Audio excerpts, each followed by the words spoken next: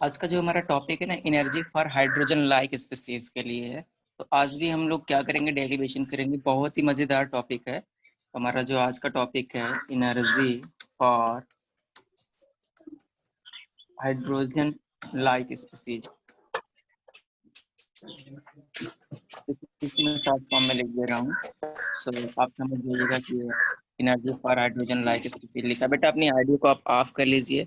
हम लोग टॉपिक पे आ चुके हैं और इसको अच्छे से डिस्कस करते हैं, बट अगर आप अपनी ऑडियो ऑफ कर लेंगे तो ज़्यादा बेटर होगा, ठीक है। अगर मेरे इधर से कोई एरर होगा, इशू होगा तो आप मुझे बताइएगा, मैं सही कर दूंगा। बट आप पहले अपनी ऑडियो वीडियो दोनों ऑफ कर दीजिए, ठीक है।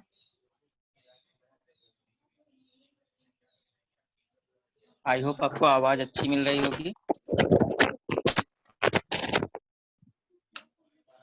सभी लोग आप ज्वाइन कर लीजिए, अपनी ऑडियो ऑफ कर लीजिए, तभी मैं पढ़ाऊंगा। नहीं तो मैं बार बार आपको ऑफ करवाने के लिए बोलूँगा, तो अच्छा नहीं लगता यार।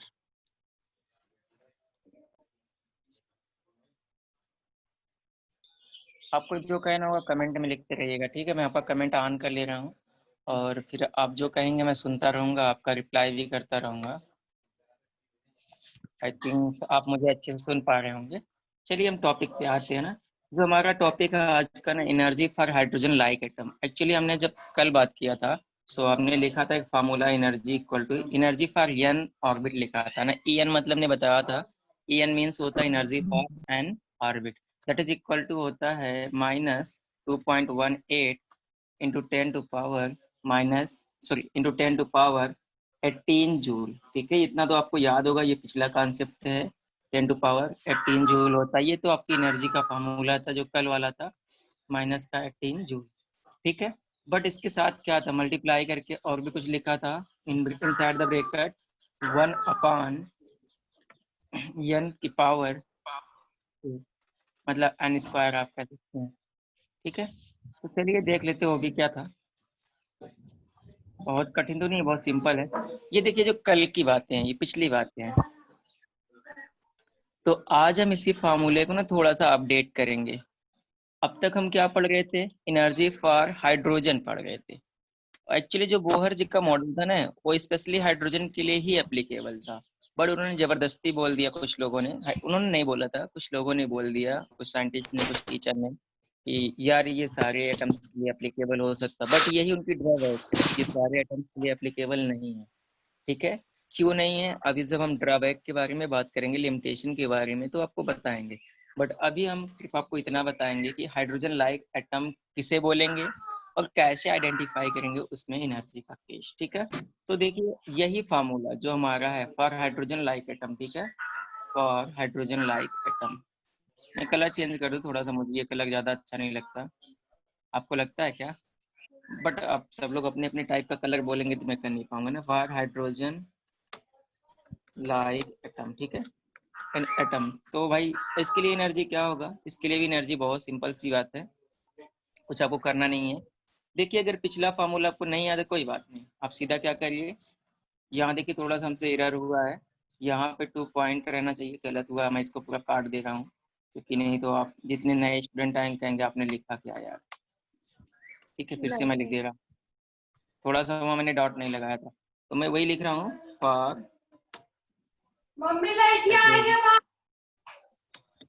लाइक एटम, ठीक है। आप फार्मूला वही लिखिएगा, 2.18 into 10 to power -18 joule, multiply, अभी मैं जूल वाला सिस्टम लगा के लिख दूंगा, ठीक है, और multiply by inside the bracket Z square upon N square, Z square upon N square, ठीक है। ब्रैकेट क्लोज कर दीजिए। अब मैं सबके स्क्वायर लगा दे रहा हूँ। यहाँ पे पहले तो हमें पावर लगानी थी, 18 लगानी, माइनस नहीं लगानी थी। और यहाँ पे हमें जेड की स्क्वायर लगाना, जेड का स्क्वायर तो आपको पता है, पावर लगा दिया मैंने।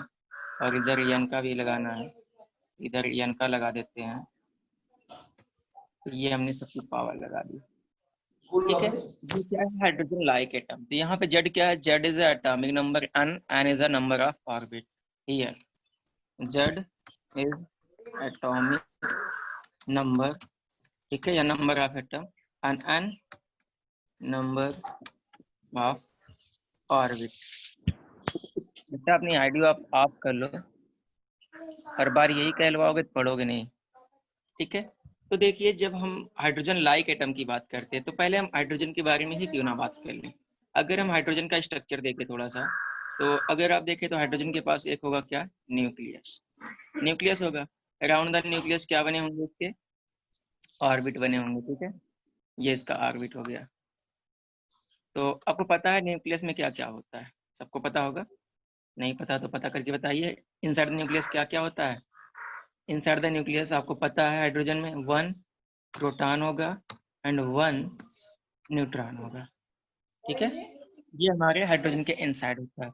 और इलेक्ट्रॉन क्या करता है, इसके जो ऑर्बिट होते हैं उसमें रिवॉल्व करता है, ये होता है हमारा इलेक्ट्रॉन। यार देखो, अगर अब से आपकी आवाज आएगी ना तो हम आपको यहाँ से स्किप कर देंगे, क्योंकि ये हमें बहुत बुरा लगता है बार बार हम आपको ऑडियो म्यूट करने के लिए बोलें, क्योंकि मैं पढ़ाऊंगा या फिर आपका ऑडियो म्यूट करूंगा, ये आप पे डिपेंड करता है ना। आपको जो कुछ पूछना हो तो आप बताइएगा, बट आप अपनी ऑडियो को म्यूट कर दीजिए, ठीक है। अंजलि आप मुझे समझा रहे हैं, ऑडियो बेटा म्यूट करो। क्या मजा मिलता है यार तुम लोग को अपनी ऑडियो यहाँ भेजने में।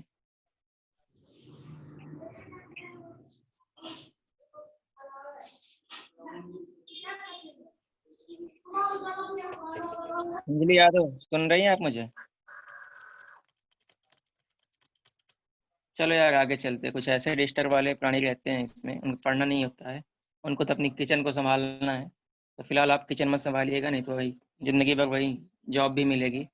चलिए देखते हैं, बुरा मत मानना, मॉर्निंग है, मेरा दिमाग खराब कर रहे हैं इसलिए बोल रहा हूँ। चलिए देखते हैं।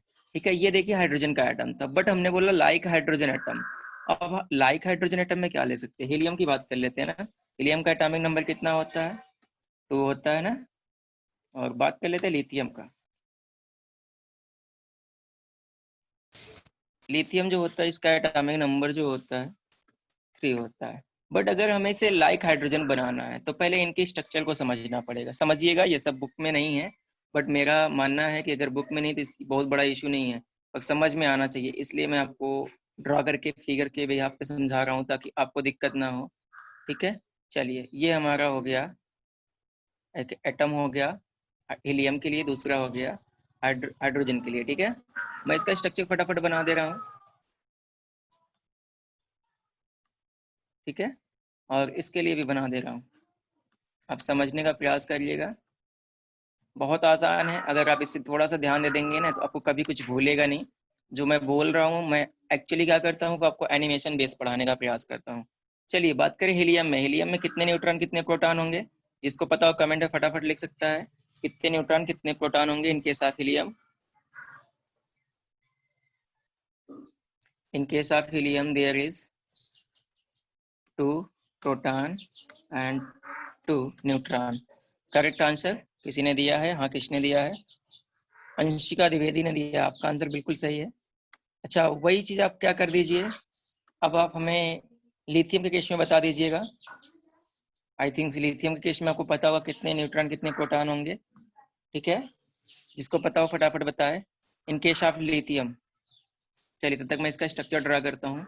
इसमें कितने इलेक्ट्रॉन होंगे इन केस ऑफ हीलियम, ये हीलियम के बारे में बात कर रहे हैं, अच्छी, ठीक है, अच्छी हीलियम के बारे में बात कर जिसका एटॉमिक नंबर 2 होता है। ओके, 3 प्रोटॉन 3 न्यूट्रॉन, किसने बताया भाई साहब, हमें तो लगता है ये रॉन्ग आंसर है। लिथियम का एटॉमिक नंबर 3 होता है, बट एटॉमिक मास क्या होता है, 4 होता है। इसका मतलब क्या हो जाएगा, नंबर ऑफ प्रोटॉन कितने हो जाएंगे, 3। बट अब आपको आंसर हमने बता दिया, आप बताइए, हमें नहीं पता है। 3, बट न्यूट्रॉनों की संख्या क्या हो जाएगी, 4 न्यूट्रॉन। करेक्ट आंसर है, समझ चुके होंगे आप इसको कैसे मैं बता रहा हूँ ना, बहुत सिंपल है। हाँ, अब जो आंसर आ रहे हैं, आदित्य ने दिया है सही आंसर, बट मैंने बताया इसके बाद आपने दिया है, इसलिए आपको क्रेडिट ज़्यादा नहीं देंगे, मतलब झूठी तारीफ नहीं करेंगे क्योंकि हमने बताया ना, ठीक है। इसमें कितने इलेक्ट्रॉन होंगे तो अभी मैं बताऊंगा नहीं, फिलहाल टाइप कर दे रहा हूँ। बात कर रहे हैं हीलियम की तो 2 ही इलेक्ट्रॉन होंगे, एक इधर कर लीजिए, एक इधर कहीं कर लेते हैं। ये इलेक्ट्रॉन यहाँ पे रिवॉल्व हो रहे हैं, ठीक है, ये इनके ऑर्बिट में रिवॉल्व हो रहे हैं। मेरी इधर से कुछ डिस्टर्ब हो रहा है क्या, आप 1 मिनट टाइम दीजिएगा, मैं ऑडियो म्यूट करवा रहा हूँ।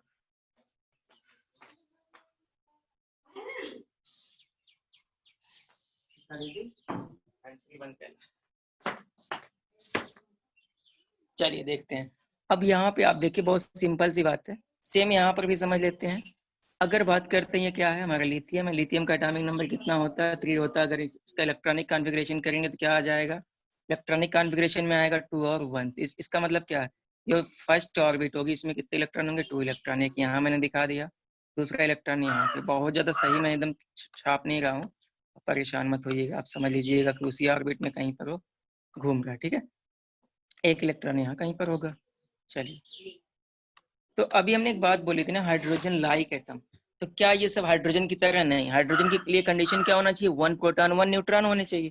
बट न्यूट्रॉन हो या ना हो, बट प्रोटॉनों की संख्या 1 होनी चाहिए, डेफिनेटली आपका होना चाहिए। आपको यहाँ पे ध्यान यही देना है कि जो हमारा हाइड्रोजन है उसमें 1 प्रोटॉन है, तो इसमें भी 1 प्रोटॉन होना चाहिए। ऐसा करने के लिए आपको क्या करना होगा, किसी को पता है? आपको करना होगा यहाँ से इलेक्ट्रॉन को निकालना पड़ेगा। जब आप यहाँ से इलेक्ट्रॉन को निकालेंगे, कितने इलेक्ट्रॉन निकालेंगे आप बताइएगा। यहाँ से कितने इलेक्ट्रॉन निकलने चाहिए? ऑलरेडी 1 प्रोटॉन, अगर एक निकल जाता है इस पर चार्ज क्या आ जाएगा? प्लस का 1। जब ये +1 आएगा तो ये जो प्रोटॉनों का नंबर क्या हो जाएगा? 1। अब ये हीलियम हो जाएगा, हीलियम प्लस में कन्वर्ट हो जाएगा ना। ऐसे इस पर भी क्या आना चाहिए? 2 पॉजिटिव चार्ज होना चाहिए, क्योंकि आप देख रहे हैं इसमें कितने प्रोटॉन है? ऑलरेडी 3 प्रोटॉन है। अगर इसको हाइड्रोजन लाइक बनाना है तो आपको क्या करना होगा? 2 इलेक्ट्रॉन इसके रिमूव करने होंगे, ठीक है। इतनी बात तो आपको समझ में आ रही होगी।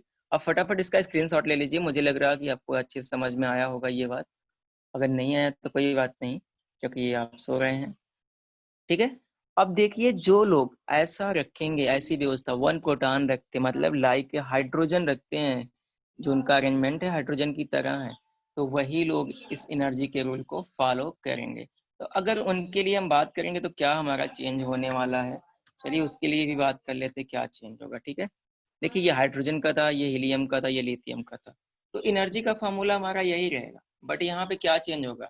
जेड चेंज होगा, और एन किसी के लिए भी चेंज हो सकता है। एन क्या था? नंबर ऑफ ऑर्बिट था। तो जिस ऑर्बिट में इलेक्ट्रॉन जाएगा हम उसी ऑर्बिट के लिए बात कर लेंगे। तो आई होप आपको ये चीज समझ में आ गई ना। अब आपको ये फार्मूला, जो आपका एनर्जी का फार्मूला है, यहाँ पे माइनस का साइन लगाना था, ठीक है। ये एनर्जी का फार्मूला है, ये आपका सबके लिए अप्लाई होगा। फिर से आप फार्मूला अगर यहाँ समझ नहीं पा रहे मेंशन कर लीजिएगा। ई एन मतलब energy for nth orbit is equal to -2.18 into 10⁻18 joule multiply by inside the bracket Z square upon N square. Z atomic number, number of proton भी कह सकते हैं एटम का, एन नंबर ऑफ ऑर्बिट है। तो इससे हम क्या करेंगे, यहाँ से किसी भी एटम के लिए एनर्जी फाइंड करेंगे, बट कंडीशन क्या होना चाहिए? हाइड्रोजन लाइक होना चाहिए, अदरवाइज उसमें हम यहाँ से एनर्जी फाइंड नहीं कर पाएंगे। और इसी तरह से अगर हम बात कर ले रेडियस, तो आपने रेडियस का भी फार्मूला पढ़ा था, तो हम रेडियस के बारे में बात कर लेते हैं। रेडियस आई थिंक कल हमने आपको बताया था रेडियस के बारे में। तो रेडियस के लिए जब एन ऑर्बिट के लिखेंगे तो आर एन लिख देते हैं। आर एन इक्वल टू मतलब रेडियस फॉर एन ऑर्बिट, ठीक है। आर एन ऐसे लिखते हैं थोड़ा समझने के लिए, बट स्मॉल में ही होता है। स्मॉल कैपिटल्स ने मतलब हमें मतलब क्या है, फॉर्मूला क्या होता है। आपको अगले दिन बताया था 5.9, ये वैल्यू कैलकुलेट करके कहाँ से आई ये भी आपको बताया था। Inside the bracket N square by Z bracket close, ये होता है हमारा रेडियस का फॉर्मूला। मतलब जब भी हमें किसी भी एटम में, एलिमेंट में रेडियस कैलकुलेट करनी हो सॉरी, तो आप क्या करेंगे, उसमें किस ऑर्बिट के लिए पूछ रहा है ये मेंशन कर देंगे, और जो एलिमेंट दिया गया उसके नंबर ऑफ प्रोटॉन्स जेड लिख देंगे, ठीक है। तो आपका ये आंसर आ जाएगा। इस पर भी हमने आपको अगले दिन दिया था कि आपको रेडियस कैलकुलेट करना है, बट अगर आप नहीं कैलकुलेट कर पाए तो कोई बात नहीं, आज कर लीजिएगा। आप क्या करना, किसी पर्टिकुलर एक एलिमेंट, हाइड्रोजन को ही ले लेना, उसके पूरे स्ट्रक्चर को बना देना, N1 N2 करके N3 N4 तक जितना बनाना है। जेड तो कभी चेंज नहीं होगा हाइड्रोजन के लिए, कोई दूसरा एलिमेंट होगा तो जेड चेंज होगा। नंबर ऑफ ऑर्बिट को 1 2 3 करना, सारे ऑर्बिट के लिए आपकी एनर्जी आ जाएगी। बहुत सिंपल है, आप करिएगा, नहीं आएगा तो आप पूछिएगा। एक कमेंट आया है, क्या कमेंट आया है sir? Hydrogen contain only 1 proton 1 electron. हाँ तो मैंने क्या भाई साहब लिखा? मैंने 2 प्रोटॉन लिखा क्या? मैंने भी तो वही लिखा है ना। कोई डाउट है क्या हिमांशु जी? सर आपने न्यूट्रॉन भी लिखा है। अच्छा न्यूट्रॉन लिखा, हाँ आपकी बात सही है, सॉरी। न्यूट्रॉन होगा बट इसके आइसोटॉप में होगा, यहाँ नहीं होगा, गलती से हमने लिखा है। न्यूट्रॉन होगा बट प्रोटियम में नहीं होगा, ड्यूटेरियम में होगा, ट्राइटियम होगा। आपकी बात सही है, मैंने यहाँ समझने के लिए लिखा था, बट ये इसके आइसोटॉप में होगा, हाइड्रोजन में नहीं होगा। आप समझ रहे हैं मेरी बात यस हिमांशु? सर। इसके सर प्रोटियम होता है, इसमें न्यूट्रॉन नहीं होते, बाकी इसके ड्यूटेरियम और ट्राइटियम आइसोटॉप्स में न्यूट्रॉन होते हैं। तो मैंने समझाने यस के सर। लिए लिखा था, चेंज भी होगा। ठीक है, फिलहाल आप इस पे मत जाइएगा। ठीक है, आते हैं हम अपने अगले कॉन्सेप्ट की तरफ आते हैं ना। एक आपको इंपॉर्टेंट पॉइंट लिखते हैं, आप स्टार बना के नोट कर लीजिए कॉपी में। कभी कभी ये जेई मेन का क्वेश्चन था, आया था, उन्होंने पूछा था जो वेलोसिटी ऑफ इलेक्ट्रॉन होती है, हम क्या कर दें कि वो इंक्रीज हो जाएगी। एक्चुअली आप इसको लिख लीजिएगा, velocity of electron increases by increasing, velocity of electron increases by increasing positive charge value, by increasing positive charge value। ये आप याद कर लीजिएगा, आपको ध्यान रखना है। ये जेई मेंस में क्वेश्चन पूछा गया था, और एक बार एम्स वालों ने भी पूछा था कि जो हमारा इलेक्ट्रॉन है उसकी अगर वेलोसिटी को हमें बढ़ानी तो हमें क्या करना होगा। जो हमारी चार्ज वैल्यू होती है ना, चार्ज वैल्यू, उसको हमें क्या करना होगा, इंक्रीज करना होगा। मतलब कि चार्ज वैल्यू इंक्रीज करने का मतलब क्या होगा, उससे इलेक्ट्रॉन को निकालना पड़ेगा। निकालेंगे तब उस पर पॉजिटिव चार्ज वैल्यू आएगी ना, तो उससे उसकी क्या होगी, वेलोसिटी इंक्रीज हो जाती है। ठीक है, अगर आपको पिछले क्लास का थोड़ा सा याद हो तो जो एटम होते हैं, inside atom two types, force of attraction and force of repulsion present. दो तरीके के फोर्स होते हैं ना, अट्रैक्शन एंड रिपल्शन। तो वही रीजन होता है, पर वहां पे अभी नहीं जाएंगे। जो थर्ड चैप्टर चल रहा है ना, उसमें आपको पढ़ाया जाएगा जेड इफेक्ट के बारे में और इफेक्टिव न्यूक्लियर चार्ज के बारे में, तो वहां पे बताया जाएगा। ठीक है, ये स्टार पॉइंट है, जेई मेन के लिए है, क्वेश्चन आ चुका है, इसलिए आप इसको ध्यान रखिएगा कि कैसे हम उसकी वेलोसिटी को बढ़ा सकते हैं जो इलेक्ट्रॉन यहाँ पे रिवॉल्व कर रहा है। तो इसको बढ़ाने के लिए हमें क्या करना होगा, पॉजिटिव चार्ज को बढ़ाना पड़ेगा। चलिए कुछ क्वेश्चन कर लेते हैं, इस पे बेस्ड है। वो क्वेश्चन ये है, जो हमारा क्वेश्चन है, एक क्वेश्चन 2.1 है, 11 है, मतलब कि 11 है। तो चलिए उसको करके देखते हैं ना। 2.11, तो हम क्वेश्चन को यहाँ पे टाइप करते हैं। अगर आपके एनसीईआरटी, आपके पास एनसीईआरटी बुक हो तो आप खोल सकते हैं, ठीक है। अगर नहीं है तो कोई बात नहीं है। आप एनसीईआरटी बुक में क्वेश्चन पढ़ा होगा, क्वेश्चन नंबर 2.11, उस पे आ जाइएगा।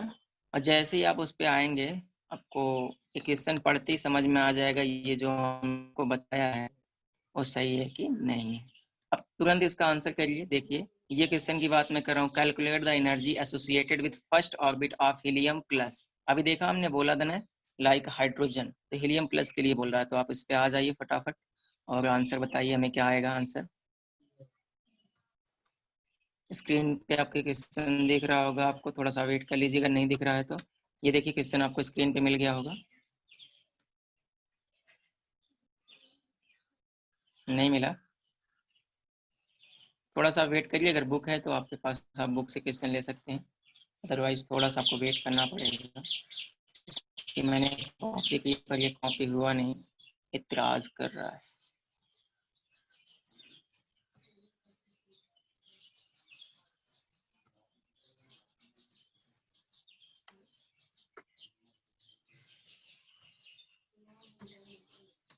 चलिए, क्वेश्चन आ चुका है हमारा स्क्रीन पे, अगर आपको दिख रहा हो तो। अगर नहीं दिख रहा तो कोई बात नहीं है, अभी दिख जाएगा। ब्लैक कलर का है, दिखा किसी को क्वेश्चन? अब इसका आप आंसर बताइए। Calculate the energy associated with the first orbit of an helium plus. First orbit बोला है, इसका मतलब आपका एन क्या होगा, कोई हमें बताएगा? एन की वैल्यू यहाँ पे क्या होगी? फर्स्ट ऑर्बिट बोला मतलब कि ये वाली होगी या फिर ये वाली। देखिए, जैसे ये हीलियम है, हीलियम में अभी तो एक ही ऑर्बिट हमने बनाया, मान लीजिए यहाँ 2-3 ऑर्बिट होती, इलेक्ट्रॉन की एनर्जी बढ़ती थी, ऊपर नीचे जाता। ओके, फर्स्ट ऑर्बिट में 2 होगा एन की वैल्यू? नहीं यार, फिर से देखो। Calculate the energy associated with the first orbit of helium. What is the radius of this orbit? Radius पूछा है, तो रेडियस आप लगाइए फटाक से। हाँ बताइए। हाँ, 1 आंसर आएगा। कैलकुलेट करिए, पहले आपको क्या करना है, एनर्जी कैलकुलेट करना है, इसके बाद फिर रेडियस कैलकुलेट करना है। तो दोनों फार्मूले यहाँ पे आ चुके हैं, ये एनर्जी का फार्मूला और ये आपका रेडियस का। पहले हम एनर्जी कैलकुलेट करते हैं, हमसे पहले आपको आंसर देना है, ठीक है। आपका आंसर आ जाए, हम वेट कर रहे हैं।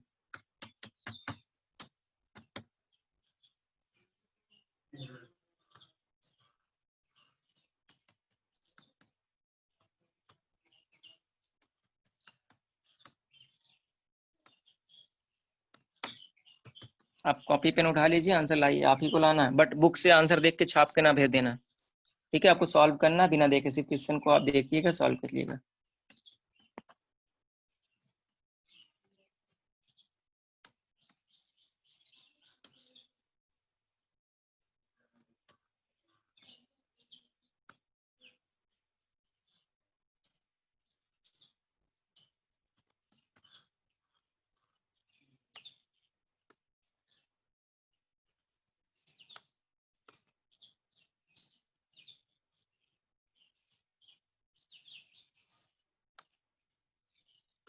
हीलियम के लिए पूछा है, एन की वैल्यू यहाँ पे क्या होगी आपको पता है। अभी बच्चों ने हमें रिप्लाई किया था, हीलियम की वैल्यू क्या आई थी, 1 आई थी ना। तो आप फटाफट हमें रिप्लाई कर दीजिए जो भी आपका आंसर आया है। एक आंसर आ चुका है माइनस। बेटा ये आपने जो दिया उज्जवल, माइनस में आंसर आएगा, आप फिर से चेक करिए कैलकुलेशन। आपका आंसर बिल्कुल सही है, बट सब कुछ माइनस में आएगा, सब कुछ माइनस में आएगा। आपका आंसर सही है, आप चेक करिए।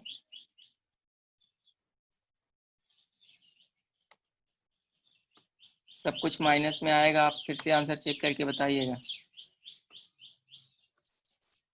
और यहाँ पे क्या होगा आपका, जेड स्क्वायर होगा, सॉरी एन स्क्वायर, एन की पावर 2 कर दीजिएगा। चलिए देखते हैं, एन की जगह पे हम क्या रखेंगे, 1 रखेंगे, और जेड की जगह पे क्या रखेंगे, हीलियम के लिए फॉर हीलियम हम यहाँ पे कर देते, कुछ बच्चे नहीं कर पा रहे, फॉर हीलियम, हीलियम के लिए जेड इक्वल टू होता है 2, और एन की वैल्यू उन्होंने पहले बता दिया था, एन इक्वल टू 1। आप इसको कैलकुलेट करना है आपको, आपकी जिम्मेदारी, ये 1 की पावर 1 1 ही हो जाएगा, जेड टू पावर 2 मतलब 2 2 जा 4। अब ये 2 है, इसे 4 से मल्टीप्लाई कर दीजिए, आपको पता है 4 दुनिया 8, डायरेक्ट आपका आंसर आ जाएगा बिना कैलकुलेशन के। आपका आंसर आ जाएगा -8.72 into 10 to power -18 joule, -18 joule. Sir यहाँ पे हमसे डेसिमल नहीं लग रहा, पता नहीं क्यों। 8.72 इंटू 10 टू पावर -18 जूल, इधर भी माइनस का ही रहेगा सिंबल। किसी का और आंसर आया क्या, कोई कैलकुलेशन में दिक्कत नहीं आई होगी, बहुत सिंपल था। चलिए ये आपकी एनर्जी आ गई, ठीक है। इसी तरह से वो पूछ रहे हैं रेडियस बताइए, रेडियस के लिए आपको फार्मूला यहाँ से लगा लेना है। तो जिसमें भी यूनिट दी जाए, नैनोमीटर, मीटर, जिसमें भी आपको पता करना हो आप पता कर सकते हैं। तो ये आपको क्या करना है, ये सेंटीमीटर का दिया गया, आप नैनोमीटर में भी पता कर सकते हैं। तो ये आपको करना है, रेडियस का आपको देना है। मैं आगे बढ़ता हूँ, इट इज रेडियस। भेजा भाई साहब, हाँ अक्षांश सिंह ने भेजा, बहुत अच्छा, करेक्ट आंसर आपका। हाँ आपका आंसर बिल्कुल सही है, जिन लोग को नहीं पता था आप कमेंट में देख लीजिए, आंसर बिल्कुल सही है। आपको पता, बहुत सिंपल है यार, इस फार्मूले में रख के डायरेक्ट कैलकुलेट कर दो। इतना लंबा चौड़ा 4 पाई वाला मैं फार्मूला आपको लर्न करने के लिए नहीं बोला था, कल ही मना कर दिया था।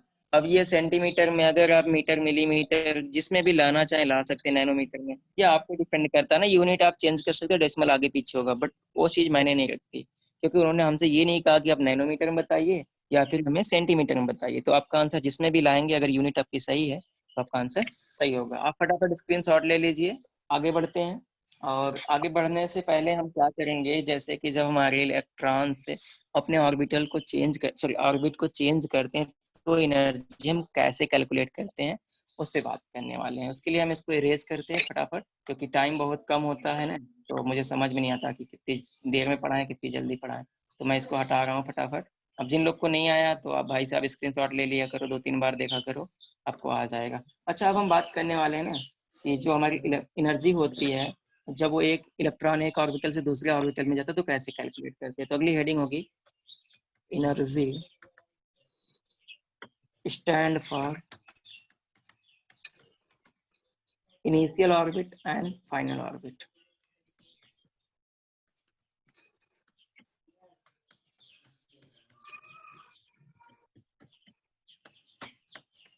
बेटा अपनी ऑडियो को म्यूट कर लीजिए, जिसका भी ऑन हो, आप डिस्टर्ब कर रहे हैं।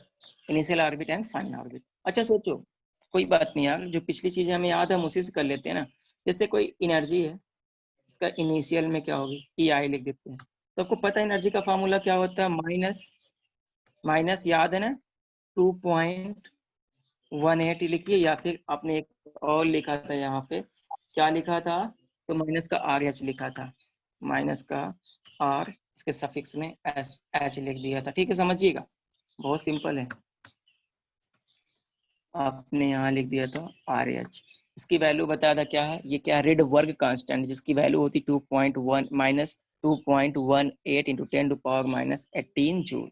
ठीक है, तो ये जो वैल्यू होगी वही पहले वाली वैल्यू, और इसके बाद इनसाइड द ब्रैकेट क्या था, मल्टीप्लाई करके इनसाइड द ब्रैकेट था हमारा 1/n², समझ रहे हैं ना आप, 1/n²। तो यहाँ पे आप लिख दीजिए 1/n²। ये हम इक्वेशन फर्स्ट लिख सकते हैं कि नहीं, आप खुद से सोच के बताओ, लिख सकते हैं, यस और नो में बोलो, इसको इक्वेशन फर्स्ट लिख सकते हैं कि नहीं, इनिशियल के लिए था, तो इसको हमने लिख दिया, ये क्या है, ये इक्वेशन हमारा फर्स्ट। ठीक है, अब हम दूसरा करते हैं, ये ई आई लिखा मतलब ई इनिशियल, कोई सेल थी या कोई ऑर्बिट, तो चलिए फिगर से बना के समझते हैं, अगर आपको दिक्कत हो रही है, कुछ बच्चे होंगे जिनको ये ओरली बोलने पे समझ में नहीं आ रहा। ये जैसे हमारा न्यूक्लियस था, ठीक है, और न्यूक्लियस के अराउंड हमारा क्या होगा, ऑर्बिट होगा, जो ये ऑर्बिट है हम दूसरे कलर से दिखा रहे हैं ऑर्बिट को, चलिए समझिएगा, बेटा ऑडियो को म्यूट कर लीजिए, बार बार एक ही बात ना बोलना पड़े, चलिए समझिएगा।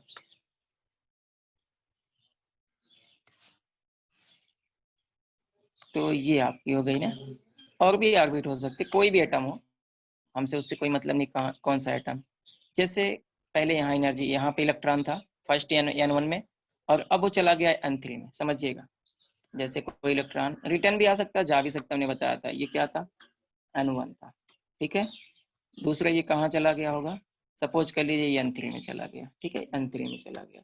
तो अब यहाँ की जो एनर्जी होगी इसको क्या बोलेंगे, ई इनिशियल, और ये होगी ई फाइनल, समझिएगा, नहीं तो आप उड़ जाओगे, हम बता दे रहे हैं। ये क्या होगी, यहाँ की जो एनर्जी होगी और यहाँ की जो एनर्जी होगी, इनके दोनों अलग अलग नाम होंगे। इसके लिए हम बोल देंगे, देखो टाइम भले कम है, मैं थोड़ा फास्ट कर रहा हूँ, बट आप समझने का प्रयास करिएगा। ये हमारी हो जाएगी एनर्जी इनिशियल, इनिशियल मतलब क्या है, प्रारंभिक, और ये हो जाएगी एनर्जी फाइनल, समझिएगा। तो अब देखिए, जो एनर्जी का फार्मूला हो किसी भी ऑर्बिट में हम लगाएंगे तो फार्मूला तो यही रहेगा, चाहे वो किसी भी ऑर्बिट में हो ना। अब हमें दो दो इक्वेशन मिल रहे हैं, एक इनिशियल के लिए एक फाइनल के लिए, तो आप यहाँ पे डायरेक्टली क्या कर लेंगे, ई फाइनल इक्वल टू, फिर वैसे लगाएंगे माइनस आर एच, सफिक्स में यहाँ पे एच लगाइएगा, ये रिडबर्ग कांस्टेंट की वैल्यू है। ठीक है, फिर इनसाइड द ब्रैकेट आप क्या लगाएंगे, अब यहाँ पे आप लगाएंगे inside the bracket 1/n²। But आप ध्यान दीजिएगा, यहाँ हम थोड़ा चेंज करेंगे, इसको कर रहे हैं n फाइनल या फिर n2 कर दे रहे हैं, जैसे कि जिस भी ऑर्बिटल में जाएगी, मान लीजिए पहले जो रहा होगा वो n1 हो जाएगा, तो दूसरा क्या हो जाएगा n2, या फिर आप इसको लिख सकते हैं n फाइनल, और तो ये क्या हो जाएगा, ये हो जाएगा हमारा n इनिशियल, समझिएगा ना, समझिएगा, नहीं तो आप उड़ जाओगे, हम बता रहे हैं। ये देखिए, ये हो जाएगा n इनिशियल, तो ये n फाइनल, ठीक है, इसकी भी पावर 2 करना है हमें, पावर 2 कर देते हैं। सोचो, अगर इन दोनों को, ये इक्वेशन क्या कर सकते हैं हम, इक्वेशन इक्वल टू 2, अगर हम इन दोनों से ले लें फ्रॉम इक्वेशन फर्स्ट एंड 2, तो क्या आएगा, फ्रॉम इक्वेशन 1 एंड 2, देखिए क्या आएगा। तो जो चीजें कॉमन होंगी पहले तो हम उन्हें क्या ले लेंगे, कॉमन ले लेंगे। तो देखिए आपको पता क्या है, अगर आपको याद हो तो चेंज इन एनर्जी क्या होता था, delta E, change in energy, change in energy, delta E equal to क्या होता था, E final minus E initial, याद है आप लोग को, याद है कि नहीं, E final minus E initial. तो देखिए यहाँ पर ई फाइनल ये है और ये इनिशियल है, तो हम यही यहाँ पर भी लिखेंगे, E final minus E initial equal to, क्या लगाएंगे, यही फॉर्मूला आप लगाइए, कैलकुलेट करिए क्या आ जाएगा। देखिए भाई साहब, इसमें आर माइनस आर एच क्या है, कॉमन है, तो आप यहाँ पे ले लीजिए उसको कॉमन, दोनों में है ना। अगर आपको नहीं आ रहा तो मैं इसमें लिखने मुझे दिक्कत हो रही है, इसलिए मैं लिख नहीं रहा हूँ, तो आप समझ लीजिएगा, मुझसे ऐसे रिटर्न में मांग लीजिएगा, मैं आपको टाइप करके नहीं बल्कि हाथ से लिख के दे दूंगा, आपको समझ में आ जाएगा कि कैसे मैं इसको निकाल रहा हूँ। ठीक है, ये देखिए ये चीज दोनों में कॉमन था, तो जब हम माइनस करेंगे इसमें से इसको घटाएंगे, इसमें से ये चीज तो कॉमन, इसको निकाल लेंगे ना, मैथ थोड़ी सी आती होगी। तो जब हमने इसको निकाला तो हमें क्या मिला होगा, इनसाइड द ब्रैकेट क्या मिलेगा, देखिएगा इनसाइड द ब्रैकेट हमें मिलेगा 1/1 n1 स्क्वायर। यहाँ से हम थोड़ा सा टूल यूज करते हैं, ठीक है, या फिर माइनस का सिंबल भी लगा देते हैं।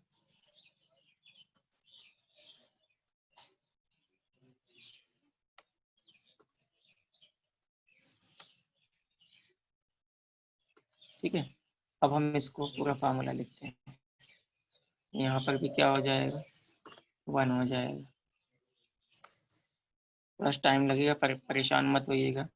यहाँ क्या हो जाएगा, ये जैसे हमने यहाँ पर अगर यानी इनिशियल लिखा है तो यानी इनिशियल लिखेंगे, एन फाइनल लिखेंगे तो एन फाइनल लिखेंगे, तो वही हो जाएगा 1/n1 का स्क्वायर माइनस आपका क्या हो जाएगा n2 का स्क्वायर। मतलब हम कह सकते हैं n इनिशियल की पावर या स्क्वायर, और यहाँ क्या हो जाएगा n फाइनल। तो लेकिन इसकी पावर आपको लगानी तो आप पावर लगा दीजिए। अगर आपके पास एनसीईआरटी बुक हो तो आप ये देख सकते हैं डेरिवेशन, बट आपको कुछ करना नहीं था, इतना है। फिर इसके बाद आपको क्या करना है, ब्रेकर को क्लोज कर देना है। तो हमारे पास इतना स्पेशल टूल नहीं है कि हम आपको ये जूम क्लाउड पे दिखा सकें, क्योंकि इतना अलाउ ही नहीं करता, तो मैं कहाँ से दिखाऊंगा, बट आप समझ गए होंगे। चलिए ठीक है, ये आपकी आ गई एनर्जी की नई नई वाला जो एनर्जी का फॉर्मूला ये आ गया, ठीक है। अब वो करना क्या है, जब एनर्जी हमारा चेंज होगा, इलेक्ट्रॉन किसी ऑर्बिट जैसे यहाँ से यहाँ जंप करके चला जाए, यहाँ चला जाए, फिर रिटर्न आ जाए, तो अभी बताया था कब नेगेटिव होगी कब पॉजिटिव होगी, आपको बताया पिछले लेक्चर में, अगर आपको ध्यान हो तो रिटर्न आने पे ऐसा किया जाता है। इस फार्मूले पे एक क्वेश्चन है हमारे पास, जो कि क्वेश्चन 2.10 है। अगर आप चाहें तो देख सकते हैं 2.10 क्वेश्चन, हम उसको यहाँ पे करने का प्रयास करते हैं, ठीक है। चलिए क्वेश्चन को कॉपी करते हैं 2.10 को। किसी को कोई डाउट हो तो आप पूछ सकते हैं। ये क्वेश्चन है, what are the frequency and wavelength, पूछा गया है, ठीक है। चलिए व्हाइट बोर्ड स्क्रीन पे आते डायरेक्ट सॉल्व करते हैं। कुछ भी पूछिए यार, हमें उससे कोई दिक्कत नहीं है, जितना हम लोगों ने सीखा है उतना सफिशिएंट आंसर लाने के लिए। चलिए ये हमारा क्वेश्चन आ गया है, ये 2.10 है, क्वेश्चन 2.10 एनसीईआरटी बुक से, 2.10 है एनसीईआरटी बुक से, ठीक है। चलिए इसका आंसर जो पहले दिया वो पहले लिख लेते हैं। व्हाट आर द फ्रीक्वेंसी पूछा, फ्रीक्वेंसी मतलब क्या, न्यू, न्यू की वैल्यू हमसे पूछी गई है, nu equal to question mark लगा दीजिए। और क्या, एन वेवलेंथ पूछा गया, लैम्डा पूछा गया, wave LENGTH equal to question mark लगा दीजिए। बट दिया क्या है, ठीक है, तो जो दिया गया वो देख लीजिए। हमें इसमें क्या क्या दिया गया है, तो हमें दिया गया है what are the frequency and wavelength of photon emitted during the transition from N5 state to N2, N1 N2 दिया गया, और कुछ भी नहीं दिया गया। क्या दिया गया है, N1 की वैल्यू दी गई है और N2 की वैल्यू दी गई। तो मतलब N1 मतलब N इनिशियल इक्वल टू कितना दिया गया 5, और N फाइनल इक्वल टू कितना दिया गया है, N फाइनल इक्वल टू दिया गया है 2, ठीक है 2। अब देखिए आपको एनर्जी का फार्मूला लगाना, जैसे ही आपके पास एनर्जी आती है उसके बाद आप क्या निकाल सकते हैं, फ्रीक्वेंसी निकाल सकते हैं। जैसे आपके पास फ्रीक्वेंसी आती है आप क्या निकाल सकते हैं, वेवलेंथ निकाल सकते हैं। चलिए एनर्जी के फार्मूले से इसकी एनर्जी लाके हमें बताइए आप लोग क्या आएगा, एनर्जी क्या आएगी इसकी, मतलब चेंज इन एनर्जी ना डेल्टा ई क्या आएगी, आप बताइएगा। कोई हमें आंसर बताएगा एनर्जी क्या आने वाली है। इसी फार्मूले में लगाना, इसी फार्मूले से आपकी एनर्जी की वैल्यू आ जाएगी। पर ये देखिए क्या आती है आपकी एनर्जी की वैल्यू, आपका आंसर आने वाला है 2.18 into 10⁻18 joule inside the bracket 1/5 का स्क्वायर माइनस 1/2 का स्क्वायर। जैसे ही आप सॉल्व करेंगे यहाँ पे चेंज एनर्जी, एनर्जी की वैल्यू आ जाएगी,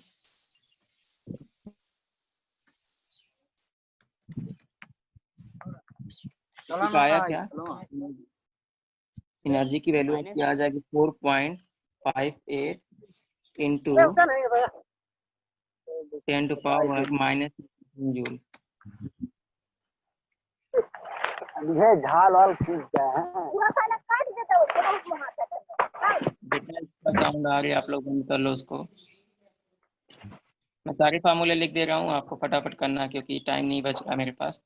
तो यहाँ पे हो जाएगा -18 जूल इसके बाद का जो फार्मूला लिख दे रहा हूँ, आप डायरेक्ट लगाइएगा। जैसे ही आपके पास एनर्जी आ जाएगी, आप फ्रिक्वेंसी का फार्मूला लगाइएगा। आपको पता है क्या, energy delta E equal to क्या होता है, चेंज इन एनर्जी से आप डेल्टा ई लिखते हैं ना, डेल ई इक्वल टू, मैं से डेल ई इक्वल टू क्या होता है, एच न्यू होता है। तो यहाँ से हमें फ्रिक्वेंसी चाहिए, न्यू इक्वल टू क्या हो जाएगा, न्यू इक्वल टू हो जाएगा आपका चेंज इन एनर्जी, मतलब डेल ई अपॉन एच। यहाँ से आपके पास क्या आ जाएगी, फ्रिक्वेंसी। जैसे ही आपके पास फ्रिक्वेंसी आती है, आप अगला फार्मूला लगा लेना। जैसे फ्रिक्वेंसी आती है, फ्रिक्वेंसी के बाद आपको क्या चाहिए, वेवलेंथ चाहिए। तो आपको पता क्या होता है, सी इक्वल टू आपका होता है लैम्डा एन जी। ये आपको पहले स्टेप में ये फार्मूला लगाना था, ये वाला पहले स्टेप में, दूसरे में ये लगाना, तीसरे में ये, आपको सारा आंसर मिल जाएगा। ठीक है, अगर आपको कोई डाउट हो तो पूछ सकते हैं, क्योंकि आपका जो ड्यूरेशन है बिल्कुल फिनिश होने वाला है। किसी का आंसर आया है, आपका आंसर कितना आया है, 434 आया है ना। करेक्ट आंसर किसने दिया, मैं देख लेता हूँ। बिल्कुल सही आंसर है, अक्षांश सिंह ने आंसर दिया है, बिल्कुल सही आपका आंसर है। ठीक है, अब यही आप क्या करेंगे, सबसे पूरा आंसर आ गया ना। हाँ ठीक है, आपने वेवलेंथ भी निकाल लिया, सही आंसर, सबका आंसर सही है। आपको डायरेक्ट फार्मूले में रखना था। तो आज की सेक्शन में बस इतना ही। अगर आपको कोई डाउट हो और तो आप बताइएगा। लीजिए। प्रतिभा, आप कुछ पूछना चाहती हैं?